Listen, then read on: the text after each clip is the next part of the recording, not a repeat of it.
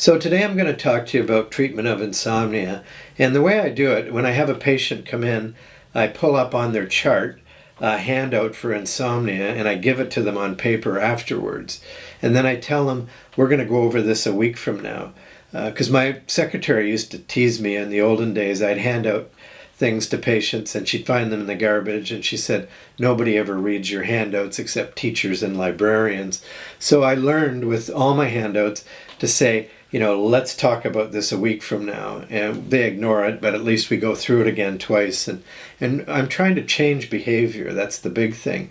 So the biggest thing with insomnia is caffeine, and I'm really religious about this.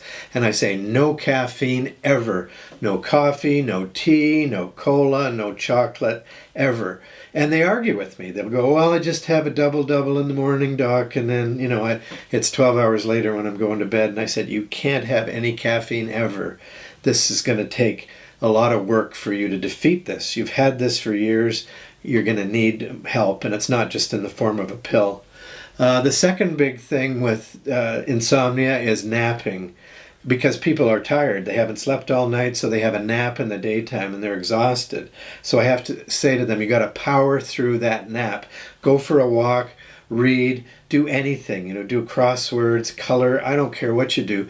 Do not nap, because if you sleep in the daytime, you're not going to sleep at night. So those are the two big, huge things with insomnia.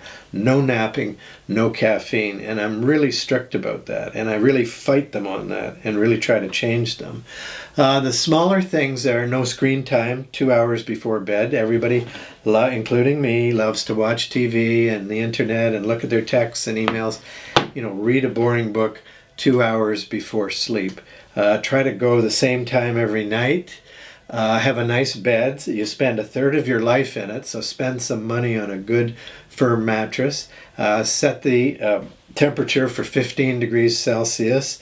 Wear some blinkers to keep it dark. You can put in melted wax earplugs you can get very cheaply at the drugstore. They'll melt in your ears and render you totally deaf so you don't get woken up by outside noises. Other tips are things like if you can't sleep, don't just lie there and try to sleep. If it's more than 15 minutes, get up, go to another room so you don't disturb your sleeping partner, and read a boring book, have a warm bath, color, drink warm milk, and then when you feel like sleeping, go to sleep. You can't force it. You can't make yourself sleep. Get rid of your alarm clock. If you go to bed at 10 at night, you'll wake up automatically 8 hours later and not have to be jarred awake with an alarm clock.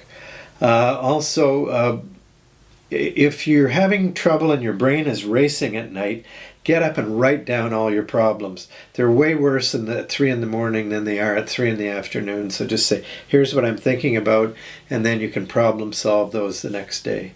And if you can get the patient to do these things, it can really help them with insomnia. They should get the sleeping pill last. Thank you.